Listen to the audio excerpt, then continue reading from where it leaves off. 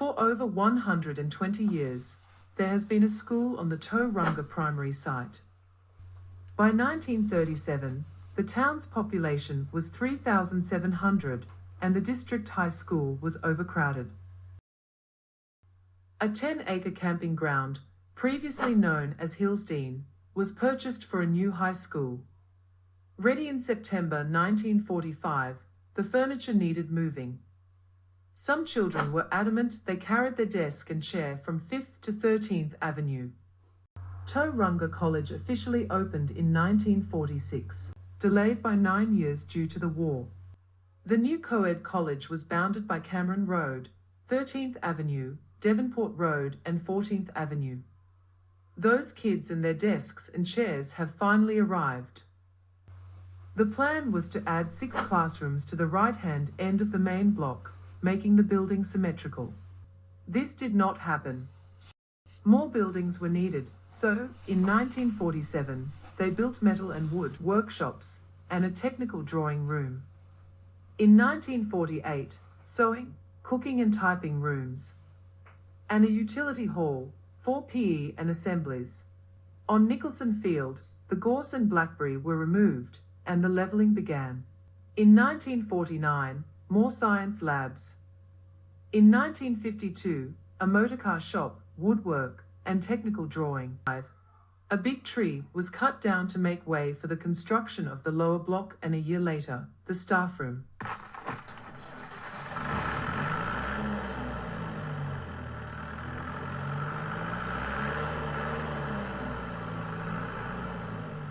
There were never enough classrooms. Every available space was used, including the tennis shed and the shelter sheds. Teachers who were late to morning tea had to stand in the corridor, not because they were late, but the staff room was too small. Tauranga photographer, Alf Rendell, photographed and filmed the city from a Tiger Moth biplane. The plane makes several passes over the college during the 1954 athletic sports. You can see the rifle range and macrocarpa hedge, the wooden hurdles and the tents. The action that follows was filmed by Alf. The houses marched onto the field at the beginning of the athletic sports. This heralded the start of the competition between the 4 houses, Baton, Freiburg, Mansfield and Rutherford. The sports were held in mid-March every year, except 1948, when the polio epidemic closed all New Zealand schools for a month. The boys raced over 100, 220, and 880 yards, 1 mile, and the 80-yard hurdles along with the usual field events. The girls raced over 75, 100, and 120 yards, and the 80-yard hurdles. In the field, girls began long jumping in 1952, and by 1957, the last year of Tauranga College.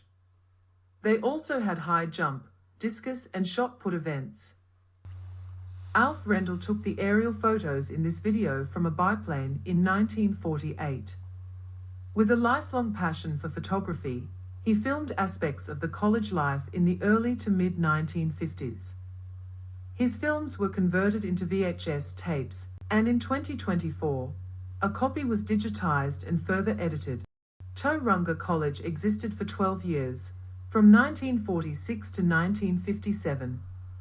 That would make the youngest living students of that college at least 79 years old in 2024. At the end of the sports day, Principal Arthur Nicholson announced the winning house over the loudspeaker system. Tents and seating were installed along 15th Avenue for parents and visitors. When the day was over, the students hurried to catch their school bus or to collect their bikes, leaving Nicholson Field to the seagulls.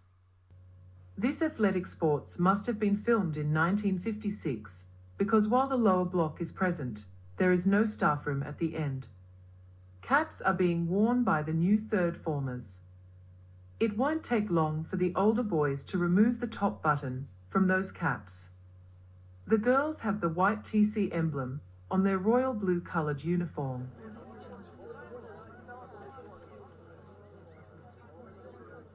The four houses are marching, with precision, towards the parent area, ready for the opening speeches. Obviously, there was lots of marching practice in the first few weeks of the new school year, as they are all in step.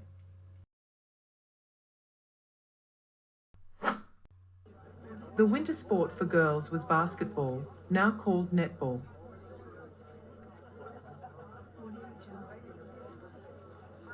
For the first 2 years, the girls played downtown on the Cliff Road courts, until the tennis and basketball courts were laid in front of the main block.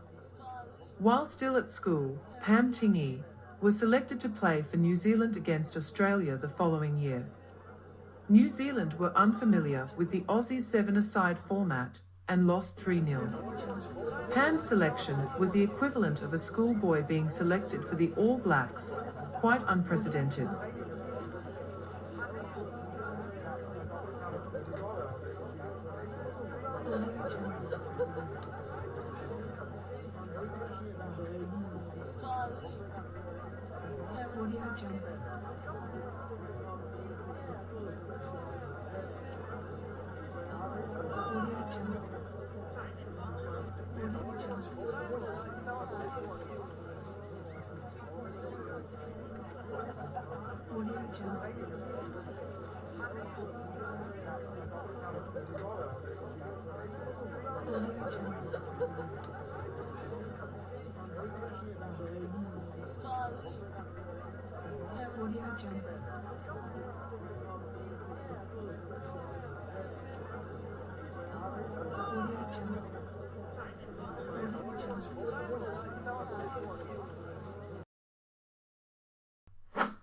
Boxing was a popular sport.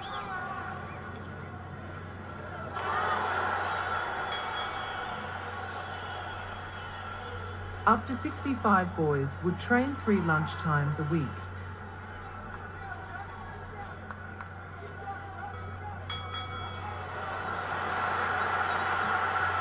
After the preliminary bouts, about 12 finals were held in the utility hall, in front of an appreciative audience of staff and students.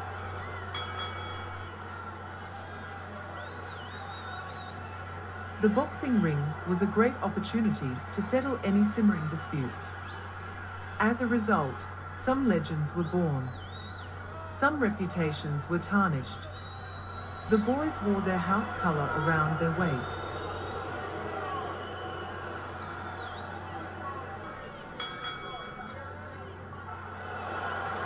They fought 3 one-minute rounds. Results contributed to house points, with awards going to winners, the most scientific boxer, and the best loser.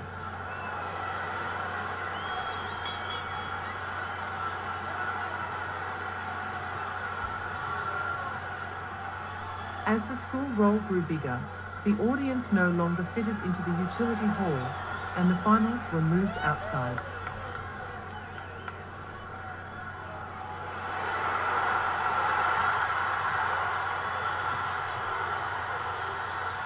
Tauranga College had achieved this feat long before the thriller. In Manila,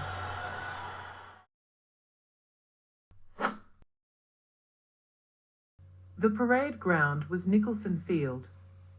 The TC Cadet battalion was subdivided into companies and platoons. The platoons stood at attention, in formation. Teacher and battalion commander, Major Tom Muir, in the lemon squeezer hat, and Principal Arthur Nicholson, wearing his academic gown, welcomed a visiting New Zealand Army officer, who had arrived to inspect the troops.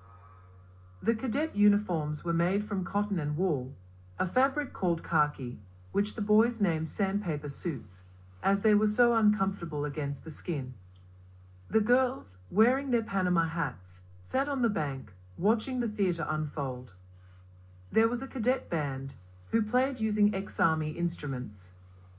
They and the drummer set the beat for the marching.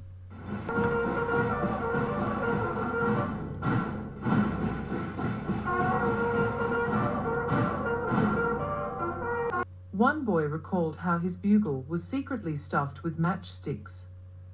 When he was handed the bugle at the last minute, he stood up to do a solo to welcome a visiting colonel, and no sound came out. No one owned up to being the matchstick stuffer. New Zealand had compulsory military training for all 18-year-old males. Secondary schools also had military training, known as cadets.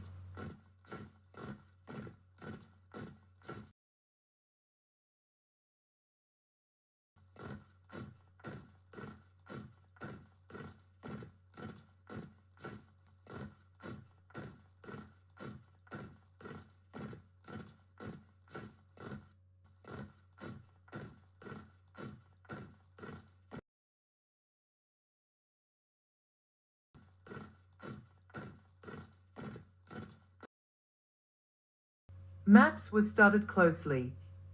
Records were kept. Grenade launchers were set up, then inspected. The cadets lined up, then pretend fired, then reloaded. Bren guns were aimed. 22s were fired at the Nicholson Field Rifle Range. Tauranga College had a shed with steel bars and blackout on the windows, and a big lock on the front door. This armory held the 22 rifles used by the juniors, the 303 rifles used by the seniors, and light machine guns known as Bren guns. There were also bayonets. The 303s had a serious kickback when fired, so a good shoulder was needed. The firing mechanisms and ammunition were stored separately. Live firing with the 303s and sometimes Bren guns was carried out in the Papamoa shooting range, with the outer boundary secured. Each boy fired off 10 303 shots. The college had a rifle range on the corner of Nicholson Field, where the 22s were fired at targets. The nearby citizens were kept safe by a 3-meter-high concrete block wall. For a week every February, the girls enjoyed a cultural week. This involved PE with visiting specialists, music, films, art, craft, and a picnic at the Mount, traveling over by ferry. At the same time, the boys had barracks week, where they camped in tents, and ate meals cooked by parent volunteers. They spent that time upskilling in rifle maintenance and firing, map reading, first aid, lining up in perfect lines, marching in time to the cadet band. If it rained, the wet canvas tents would leak, especially where touched. Barracks week was loved by the boys with a rank, and not so much for the rest, who held the rank of private. However, when they showed off their skills in public, it was an impressive sight. Barracks week was held at various venues, these being the Domain, the Mount Aerodrome, the Papakura Military Camp, and Nicholson Field. By 1950, Nicholson Field had been levelled and sown, and had 3 rugby fields and 1 cricket wicket. Girls' cricket was introduced in 1954 by teacher Ms. Una Wickham, who represented New Zealand in both golf and cricket. The girls played against Rotorua and Matamata. Appearing in the college magazine for the first time, the female reserve was called the 12th man, and the team photo labelled as the girls' cricket first 15.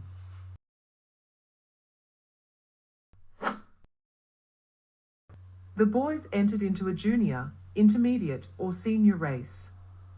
Teachers were stationed around the course to discourage any shortcuts being taken. Not unusual for those times, the cross-country was a boys-only event.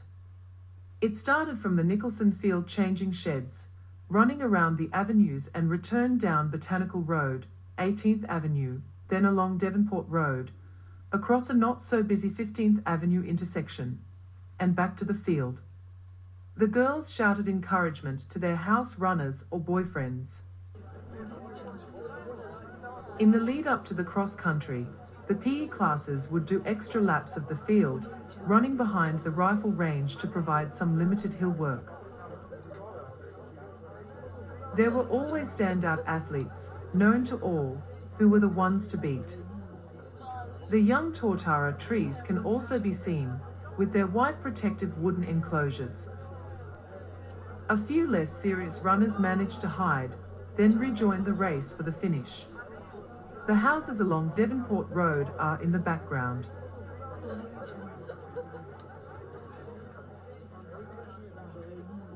In 1956, the course included the Memorial Park mudflats.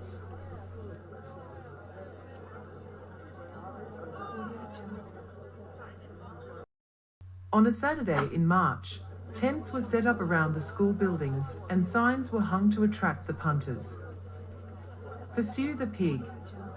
They are delicious, hot dogs and hamburgers. Type smitter. Be in for batten. Produce. Name the sheep. Try your luck. Kids. Mansfield's the word for sweets. Try our toffee apples. Are you a good bowler? 3 balls per shilling at Batten's wickets. Yes, it is the annual college fair. In the lead-up, teachers and students brainstormed ideas that would interest the public and have them willingly hand over their money. The funds raised also earned points for the house competition. Mansfield's clothing store. Batten's cakes are best. Buy the best cakes and sweets from the Batten store. Rutherford. The 3-ball games. Straight from the USA. Every coin counts. Put them all on the copper trail. Smile for the camera.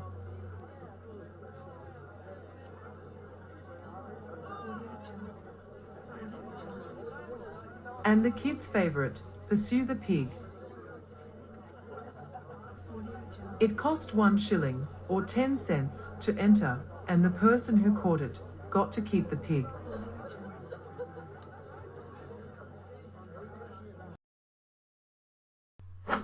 The utility hall would fill up with students for the annual gymnastics competition, with house points up for grabs. This hall was later renamed the Tom Muir Hall, after the cadet commander. Gymnastics was part of the PE curriculum. The vault was the dreaded piece of equipment that was dragged out from under the stage and dusted off for the boys and girls to run towards and flip or jump over without landing on the top. These boys have obviously mastered those skills.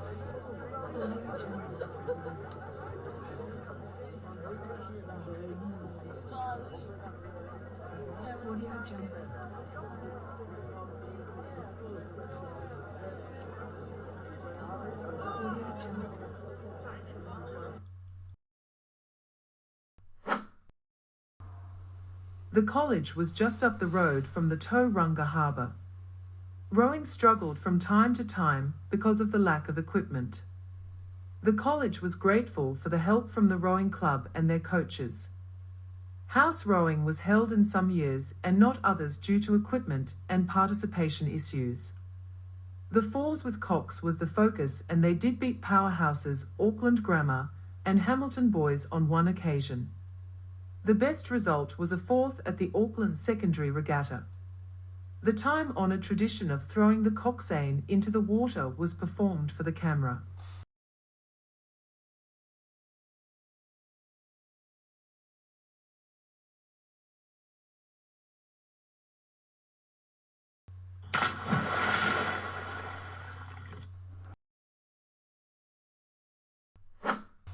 The winter sports were rugby for boys and basketball for girls.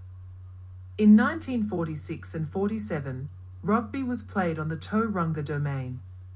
By 1948, the gorse and blackberry, and the cow, had been cleared from the 10-acre Nicholson field, and it had a good playing surface. There were 3 rugby pitches. Principal Arthur Nicholson, a die-hard rugby man, was opposed to using the limited field space for soccer, as it was known then, or hockey. Not long after, the hostel block, where the squash courts are now, was purchased developed for, in particular, girls hockey. Southey Field only became dedicated soccer pitches when TBC was established. In 1946, The first 15 were undefeated and then played Hamilton Boys High School, which they lost 14-13 to a last-minute penalty. They hosted the Hamilton boys to a dance that night at the Patriotic Hall, and a harbour cruise and mount visit the next day. They were flattered when the Hamilton coach played tribute to the boys, saying that Tauranga College would hold their own against any of the Auckland schools. The boys warm up for another game against Hamilton boys and launch into their Haka. It was a torrid first half, and after the coach's half-time speech, the team came out firing and dotted down in the corner. The college's first All-Black was Mick Bremner, a first 5'8". He played 18 games and 3 tests.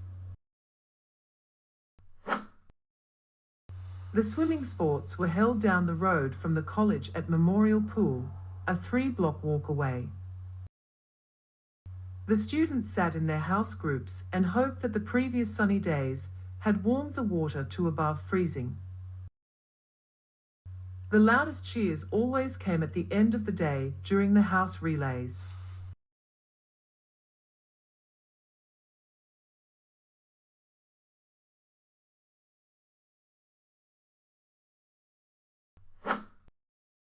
The girls are playing on the courts without a perimeter fence.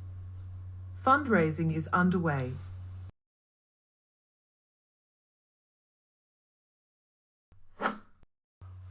Only the one teacher features here. This top-floor mathematics class is learning about a right-angled triangle ABC. This means Pythagoras. The teacher is writing with chalk on a blackboard. Let's hope no fingernails scrape on the board. The seats in the sun are popular, and all the wooden desks have ink wells. These desks are being sanded down to remove 1950s graffiti, ready to be varnished again. Photographs were taken of each form class, sports team, and of each of the form levels 3 to 7, now known as years 9 to 13.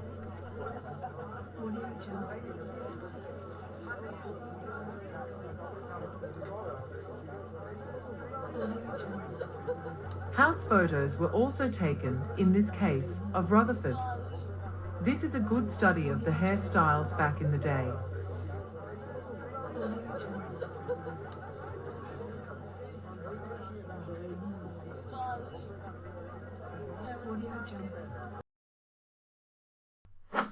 Prefects were appointed from the Form 7 students at the start of the year. These prefects from 1956 or 57 are posing for their group photo while the rest of the school is moving between classes.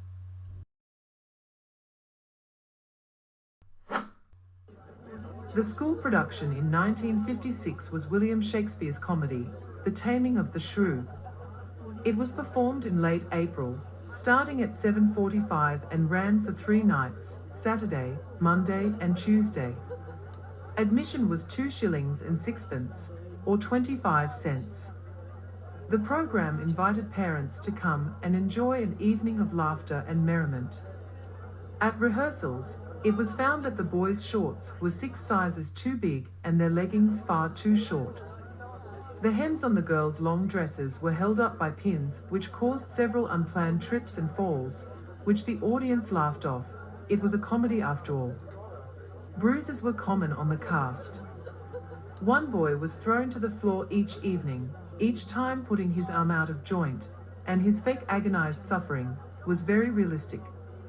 Another event was too much for the cast, when a servant proudly walked on stage carrying a huge silver meat dish. It was expected to contain a half-grown pig.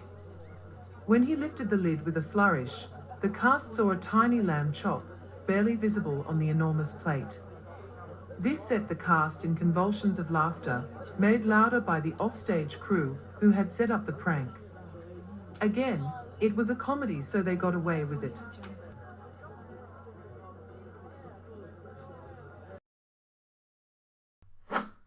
The Haka group got the end-of-year senior prize giving underway. There was no assembly hall. Because the college was surrounded by roads, the choice had to be outside, beside the road with the least traffic. For the seniors, this was beside the Home Life building, by 13th Avenue. The students sat on the grass with guests on chairs. Arthur Nicholson, known as Nick, was the first and only principal of Tauranga College for its 12 years. He was a top academic, rugby and tennis player, and was head prefect of Auckland Grammar. He was wounded in France during World War I, then taught for 22 years at Auckland Grammar, prior to coming to Tauranga. He always taught one maths class while principal. He was influential in setting up the new colleges as single-sex, rather than Coed. The junior prize giving was also held beside 13th Avenue, in the shade of the trees.